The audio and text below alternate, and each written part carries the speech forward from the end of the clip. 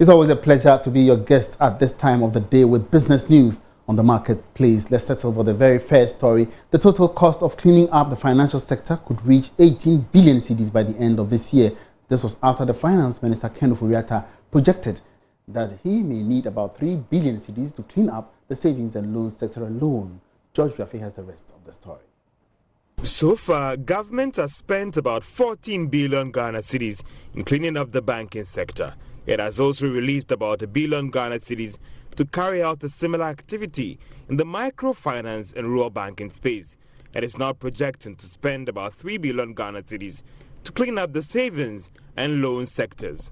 However, these estimates excludes any amount that could be spent on the investment and capital market space. Finance Minister Ken Ofori-Atta tells Joy Business financing these other sectors yet to be tackled will not come easy. It's worrisome in the sense that there may be a lot more citizens involved, and you always worry about people's nest egg, which, as small as it might be, is more significant to them.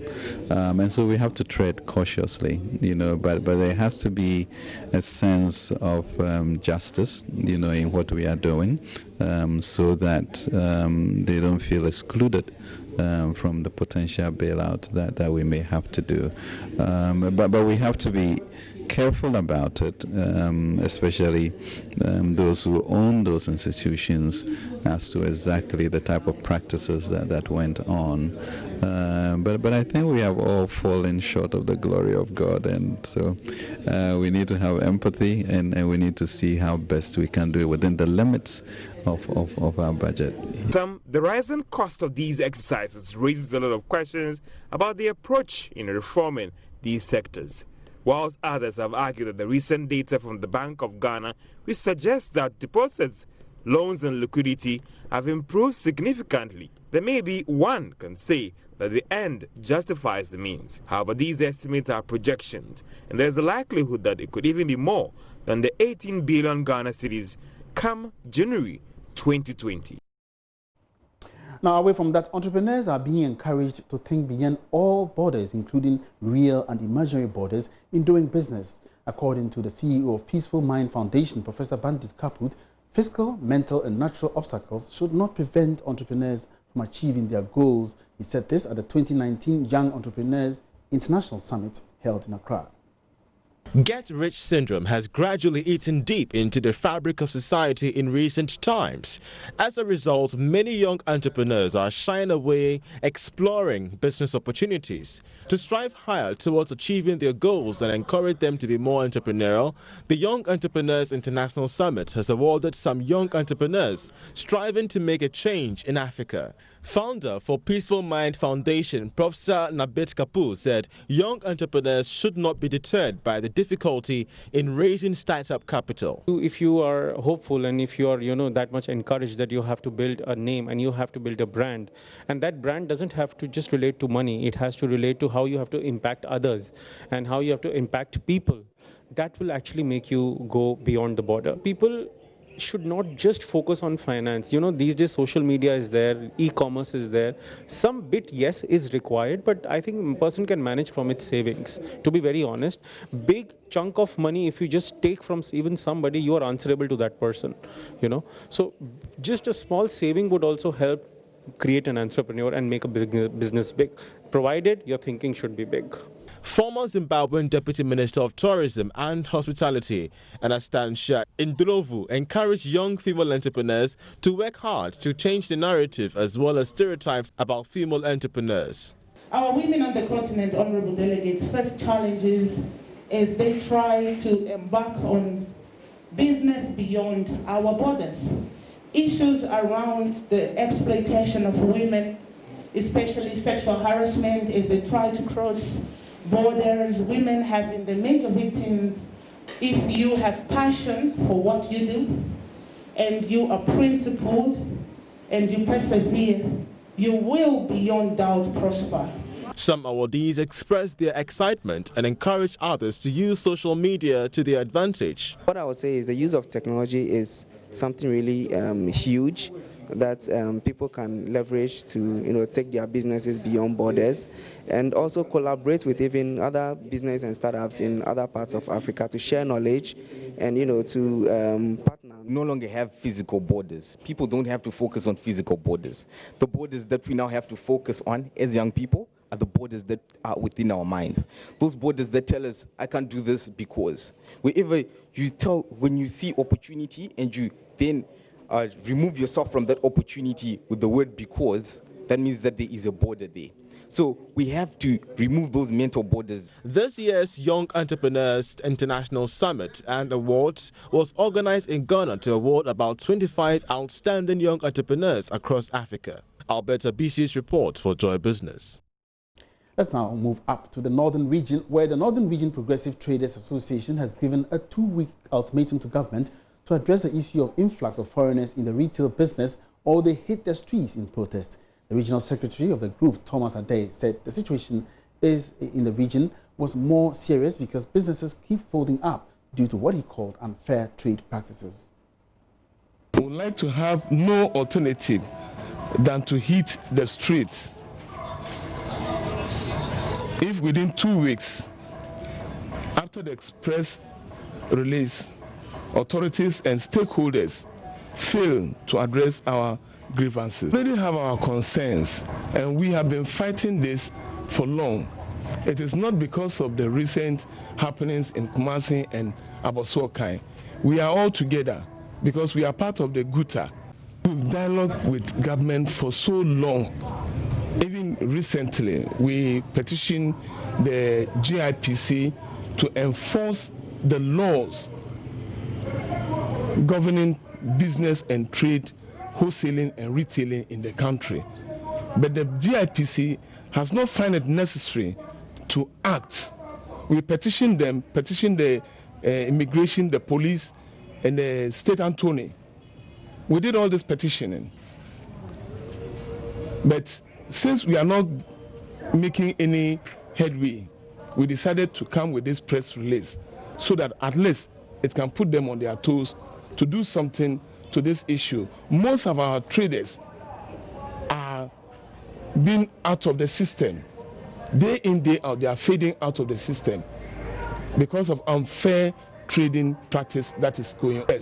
If you are to supply me at a particular price and you turn around again and retail the same price that you supplies me to the consumer, don't you think it's an unfair practice, trade practice?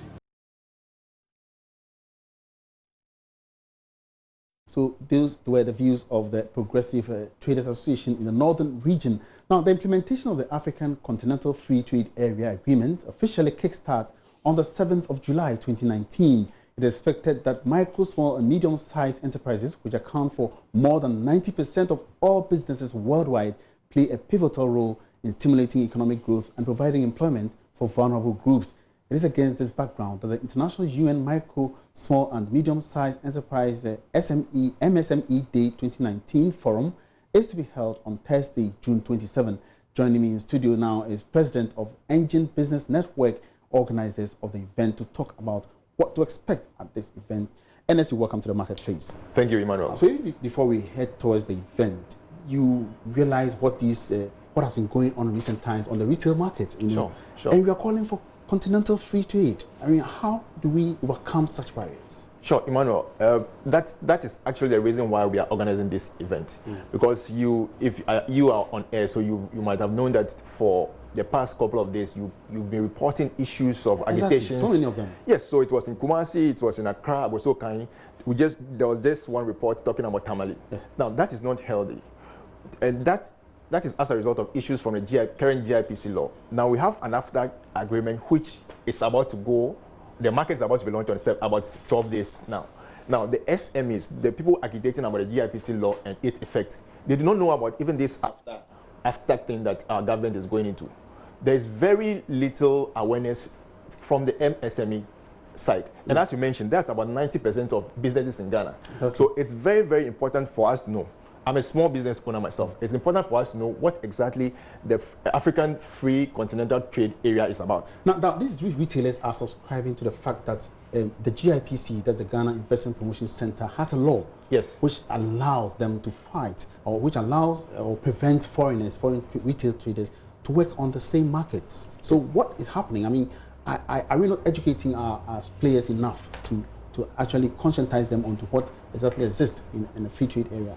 Well, the GIPC law does allow foreigners to trade in our market, but there are conditions. So the agitation going on now is the fact that our local traders believe that those who are flooding our market are not meeting those requirements in the law, or in the GIPC law. So that's actually where the agitation is coming from.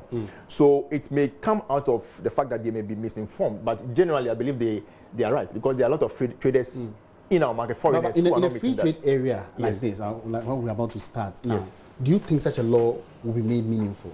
Yes, so that is where the issue is. The free trade area has advantages, and it may have disadvantages depending on how Ghanaian businesses or MSMEs in Ghana position themselves. And that's exactly why we are organizing an event on Thursday, so that we get to get the education and get the information on how to position ourselves to take advantage of the free trade area, which actually came into effect by law 30th May. And the market will be officially launched on 7th July. I'm sure our president will be there.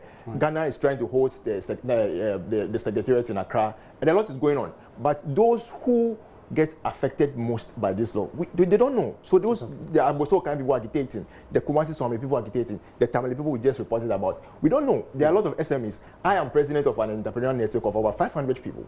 They don't know. And so that's why we are organizing this event on Thursday. All right. So how should small-scale businesses position themselves? Well, we have very brief time here, so I may not be able to state all. Exactly. So essentially, you need to be able to have competitive systems in place to be able to compete with other people who will be coming in as a result of a free trade area. So that's why we are inviting people for the Thursday program. They go to ebnghana.org to register, and you come and we dialogue, and we have stakeholders coming from GIPC, the Trade Ministry, and other stakeholders coming on board too. So we discuss how to position ourselves as small business owners to take advantage of the free trade area, because you see, it has advantages. It's said to be a market, the biggest market on the continent, in the world, of about 1.2 billion people, bigger than the EU. Now, it's either you are able to take advantage, or other people come into your market and take advantage of you. So it's important for our businesses to be well positioned. Well, so I hope we are not just paying lip service to all these, but beyond the meeting or beyond the forum, what would you do to ensure that these players that you are going to educate or speak with are actually going by the tenets of what you told them? Well, EBN is not an event, or Engine Business Network is not an event. So we are a group of over 500 small businesses across the country that provide support system for each other. And so we have all these meetings, we run businesses. So it's not just an event. So going forward, the network is there, we provide support. We engage government, we engage private sector to make sure our businesses are well positioned, they have the right investment, they have the competitive systems to be able to compete very well when after the bigger market gets launched. So in 30 seconds, what is the event? When is it coming on? Where is it? So the event is actually coinciding with the International MSME Day, which is the 27th of June, which is this Thursday. And it's happening at the British Council. It starts at 8 a.m. So we celebrate SMEs with an exhibition that goes on. So those who are interested in the exhibition and the event itself should go to ebnghana.org, ebnghana.org to register and be able to participate in the event. Many thanks for your presence here. That was Ernest Gabo. He is the president of Engine Business Network. He's been speaking with us on the upcoming business summit to be held to mark ahead of the implementation of the Africa Free Continental Trade Area Agreement. Now, we are picking up information that the national executives of the Ghana Union of Traders Association, GUTA, have been picked up by the CID. We have the president of GUTA, Dr. Joseph Obing, live on phone now for more on this. Good afternoon, sir. Welcome to the marketplace. Thank you so much, sir. All right, so what exactly is the issue? Yeah, you know what happened in Swami magazine, where some recalcitrant Nigerians who do not obey the laws of this country were given a caution not to trade among us. Exactly. And the unfolding events is what you know, what happened last week and all that. So other association, sector associations, is saying that the problem is not peculiar to Kumasi only, and that it is among all the sectors. So the other sectors are making press conferences, giving ultimatums that these unqualified traders should be removed as per our investment laws. So yesterday, Ghana Electrical Dealers Association made a similar call, and then warned that those recalcitrant traders shouldn't come and open. This morning, the leadership at the electricals have been picked up with some members of the national executives, and like we were saying, they were not invited, have been arrested and put to cell. That is unwise by the police administration to do that. And if ineffective police administration that cannot even fund why kidnapping is going on, find it easy to come and arrest trade leadership. And ineffective police administration that cannot provide peace for us, armed robbery and all that. Now, is convenient to arrest my people? They are demand on this platform that my leaders should be released. Else I will call on the national do what we have to do and to make sure that this law works. And the law will work. This is a provocation. This is the last straw. How can you arrest my leaders? All right, now. How do you despise your own members and like foreigners who are breaking the laws? All right, now, Mr. Obeng, is that association or group part of GUTA? Yeah. The Ghana Union of Traders Association is an umbrella body of about 32 associations, including Ghana Electrical Dealers Association. I hope you understand. Ghana Spare Parts Dealers Association, Second-Hand Traders Association, and all that. Now, have you found out the real reason why the police has arrested or invited them at this stage? Because they issued a warning to the Nigerians not to open their shops. And that because of that warning, the Nigerians were not did not come to open the shops, and they have reported to the police, who will not do the wise thing by even calling us to find out what happened. Now, but where of the law these people have violated. This is what they have to do. No, but and this exercise is going to go on. This is a provocation to the higher point. No, but Mr. Obeng, Mr. Obeng, now if the police have been trying to maintain order at the Swami magazine, and a group of people or some of your members go and prevent that peace or to try to do otherwise, don't you think is the right thing for the police to do by inviting them? No, police is doing the wrong thing, because we are opening their minds as to the wrongs that is going on. We should be recommended, and our efforts should be appreciated. Because when the task force were sent to Kumasi to investigate the wrong that is going on, they found out that people, those foreigners are not even paid duties. They are not paying VAT.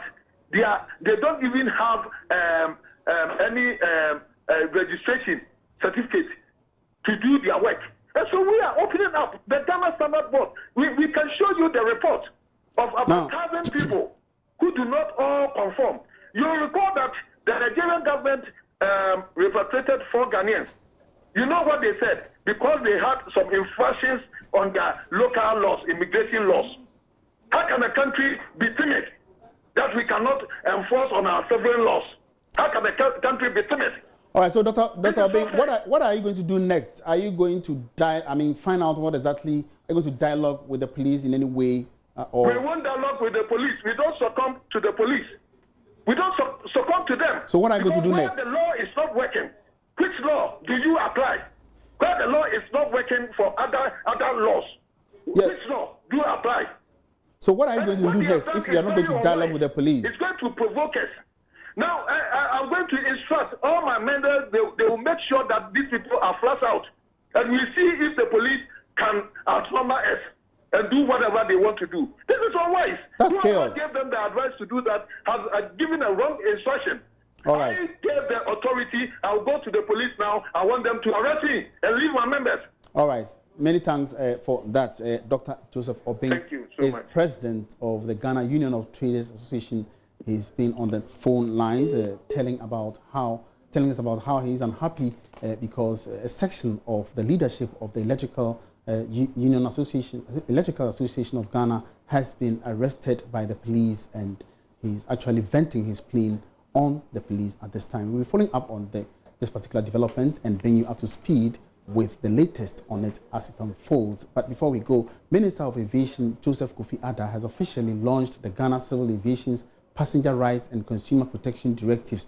This means air passengers can now have issues of compensation due to flight cancellations as well as other challenges better addressed. The minister launched the new directive at the opening ceremony of the International Air Transport Association IATA Regional Aviation Forum was held in Accra. Directive by the Ghana Civil Aviation Authority will help to deal with passenger rights and air operator obligations to passengers. It will further address consumer protection issues and set out types of compensation for overbooking and denied boarding, delays and cancellation of flights. Kofi Adda is the Minister for Aviation. Consistent with the international treaty regimes on air carrier liability established by the Convention for the Unification of Certain Rules relating to international carriage by air in the Montreal Convention 1999. This directive covers the rights of passengers in cases of delays, cancellations, denied boarding, and baggage liability for both domestic and international flights. The directive also caters for persons with disability and spells out the service providers' obligations to their customers, notwithstanding the responsibilities of the passengers themselves. The minister was speaking at the opening ceremony of the International Air Transport Association Regional Aviation Forum. The forum discussed ways Africa could unlock benefits of the aviation industry to the continent, as well as how to ensure a sustainable air transport market. Vice President Dr. Baumia, in a keynote address, called for commitment to implement the Open Skies policy to support the continental free trade. We need a major commitment to making sure the African Continental Free Trade Agreement is given real meaning in the area of air travel. We need that commitment. The African Continental Free Trade Agreement is going to be the largest free trade area in the world, and we are liberalizing the trade of both goods and services. And so I think that together with governments, and Ghana is prepared to be a partner in this, IATA, we need to assemble everybody to look at the implications of the African Continental Free Trade Agreement, which has liberalized trade in goods and services, which includes air services. We need to look at what the implications are for the Open Skies policy and the Single African Trade. That should be your next conference, so that we look at the implementation modalities. Because, like it or not, the African Continental Free Trade Agreement is coming into force. Meanwhile, Regional Vice President for IATA Africa and Middle East called for better collaboration between governments and airlines to improve connectivity. And this is where we draw the curtains down on this afternoon's edition of The Marketplace. Thank you so much for being with me. Join me again on Business Live for more updates on business. My name is Emmanuel Abuaji.